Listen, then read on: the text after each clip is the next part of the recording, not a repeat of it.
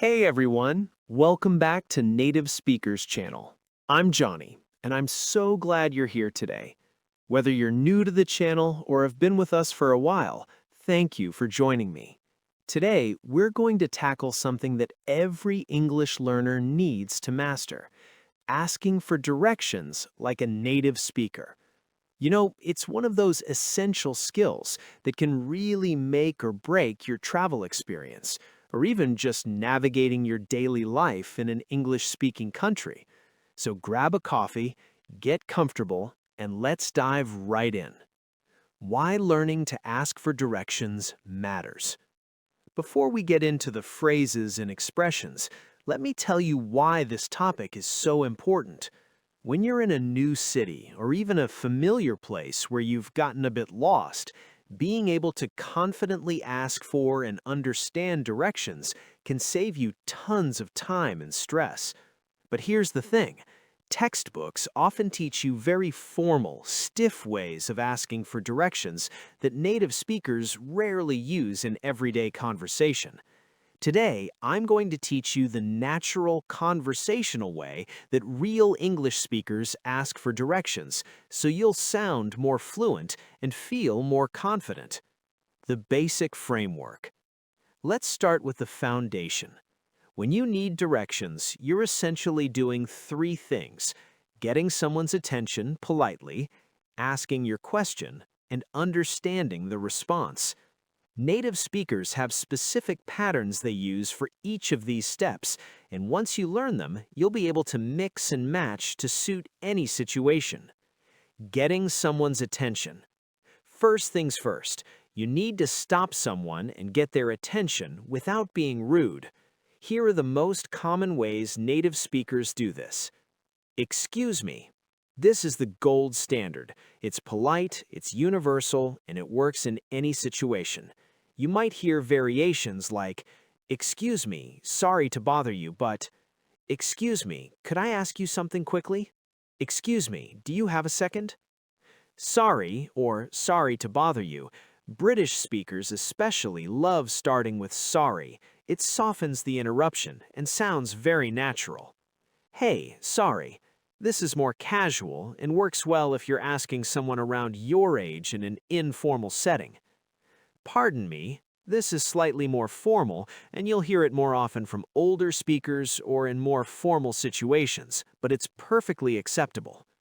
One thing to avoid: don't just say hello or hi when stopping a stranger for directions.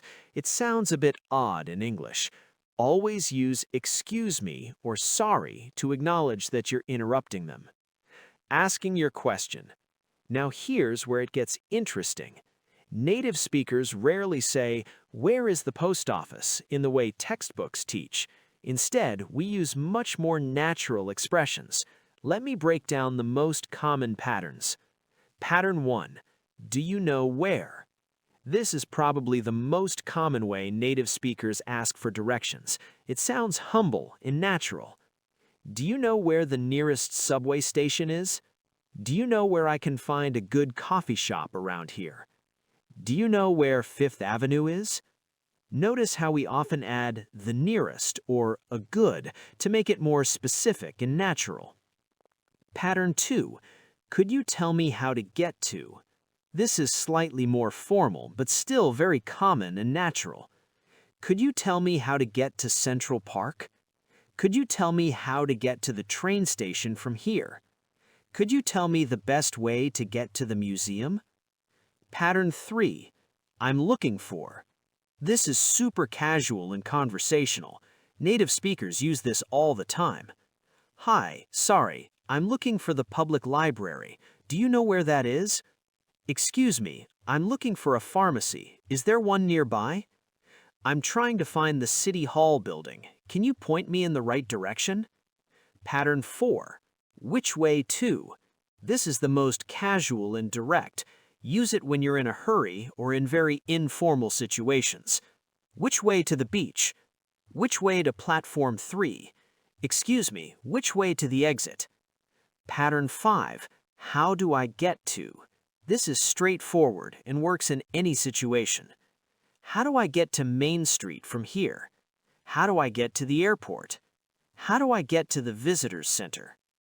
Making your question more natural. Native speakers rarely just ask the bare question. We add little words and phrases that make it sound more conversational and polite. Here are the ones you should start using. From here. This shows you understand you're starting from your current location. How do I get to the stadium from here? Around here or nearby. These show you're looking for something close.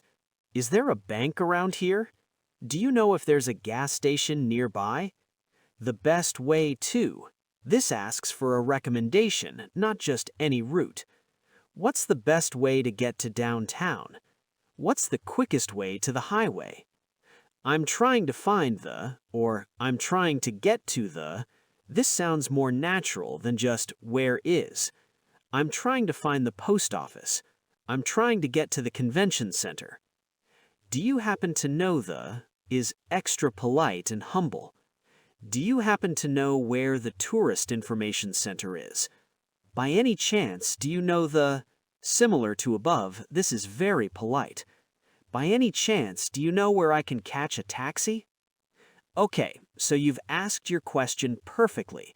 Now comes the challenging part, understanding the response. Native speakers use specific vocabulary and expressions when giving directions. Let me teach you what to listen for. Cardinal directions and relative positions. Go straight, or keep going straight, or head straight. Continue in the direction you're facing. Turn left or right, make a 90-degree turn.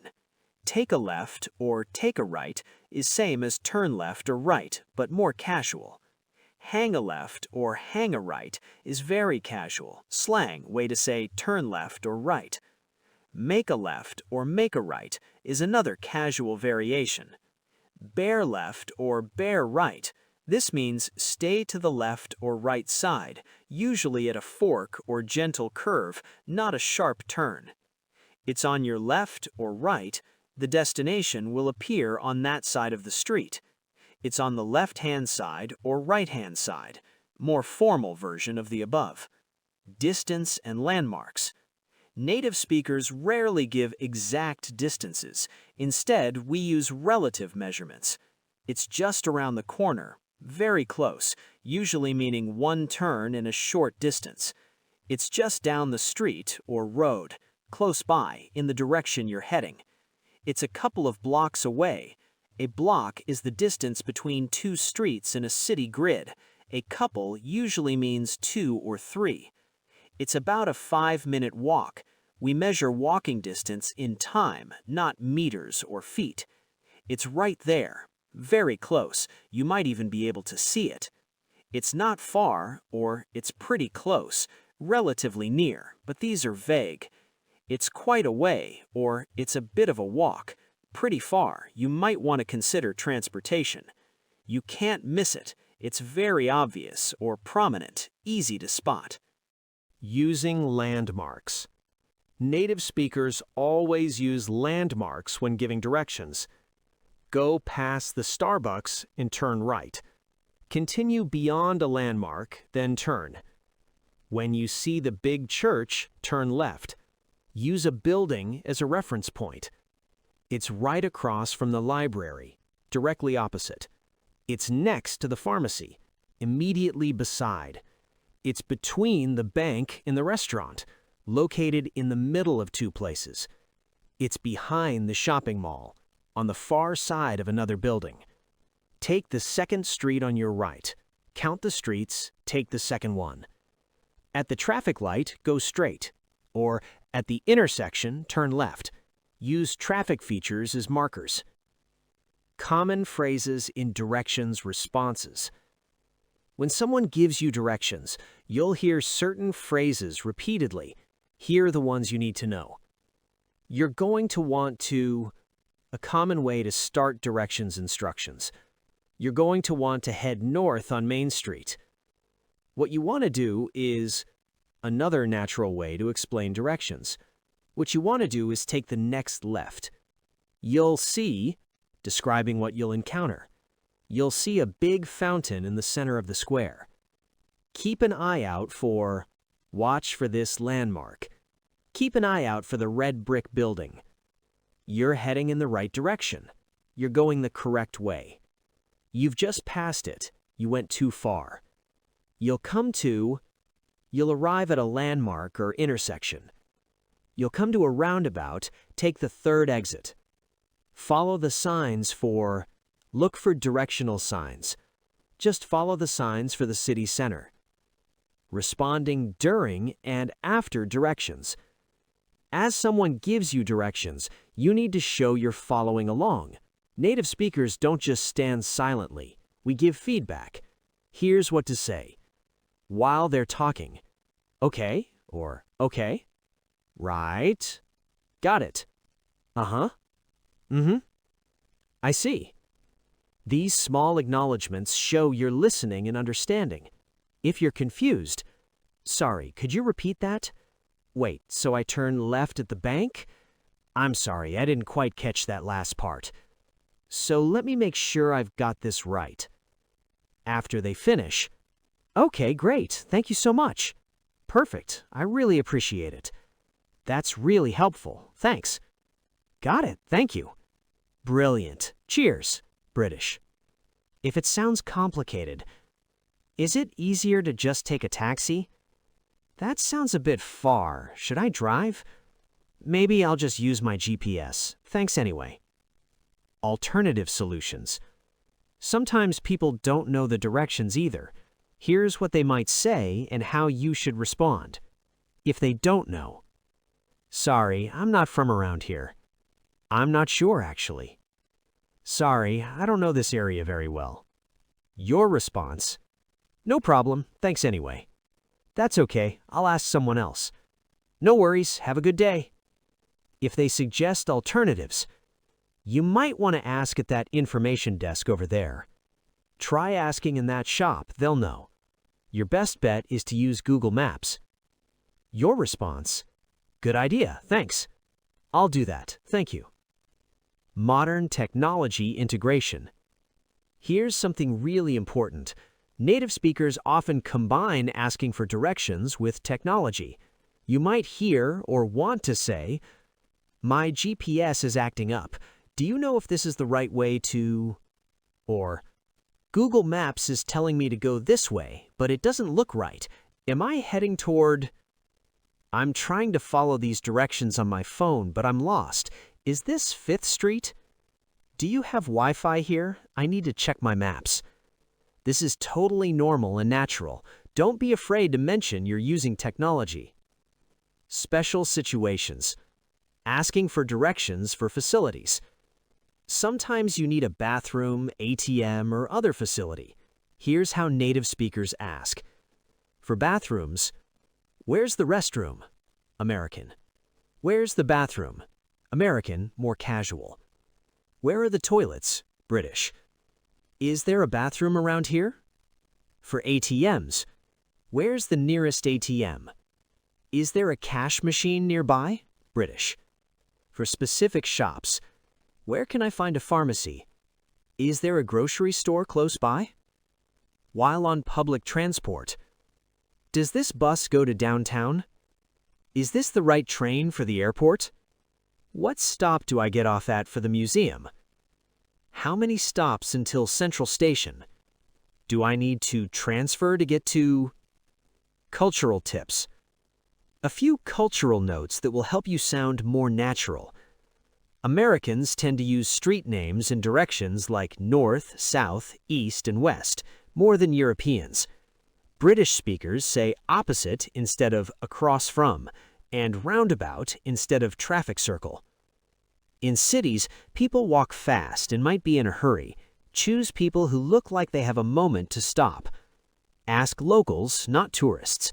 You can usually tell who's local by their relaxed demeanor and how they're walking. Smile and make eye contact before asking. It makes people more willing to help. Dress respectably. People are more likely to stop and help someone who looks put together. Practice dialogue. Let me give you a complete example of how this might sound in real life. You say, Excuse me, sorry to bother you. Do you know where the Natural History Museum is? Person. Oh yeah, you're going to want to head straight down this street until you get to the big intersection with the traffic lights. You. Okay, straight down here. Person. Right, and then at the lights, turn left. You'll see a Starbucks on the corner. You. Turn left at the Starbucks. Got it. Person. Yeah, and then walk for about 5 minutes. You'll pass a park on your right, and the museum is right after that, on the left-hand side. Big building, you can't miss it. You. Perfect. So straight, then left at the lights, past the park, and it's on the left. Person. Exactly. You. Brilliant. Thank you so much. Person. No problem. Enjoy the museum. Notice how natural and conversational that sounded. That's exactly how native speakers interact. Common mistakes to avoid. Let me tell you about some mistakes I hear learners make. Don't say "where is" too directly without any softening phrases. It sounds abrupt. Don't forget to say thank you. Always show appreciation when someone helps you. Don't be afraid to ask someone to repeat. It's better to ask than to walk in the wrong direction. Don't ask for directions while people are clearly busy on their phones or rushing somewhere. Don't over-apologize. One "excuse me" or "sorry" at the beginning is enough. Wrapping up. All right, everyone, that's everything you need to know about asking for directions like a native English speaker. Remember, the key is to sound natural and conversational. Use phrases like, "Do you know where?" and "I'm looking for," instead of the stiff textbook language. Pay attention to how native speakers use landmarks and relative distances rather than exact measurements. And always, always be polite and show appreciation when someone helps you. The best way to get comfortable with this is to practice. Even if you have GPS on your phone, try asking real people for directions in English. You'll build confidence, and it's a great way to have short, low-pressure conversations with native speakers. Thanks so much for watching today's lesson here on Native Speakers Channel. If you found this helpful, please give it a thumbs up and subscribe if you haven't already. Drop a comment below and tell me, what's the most confusing set of directions you've ever received? I'd love to hear your stories. I'll see you in the next video. Until then, keep practicing, stay confident, and remember, getting lost is just another opportunity to practice your English. Take care, everyone.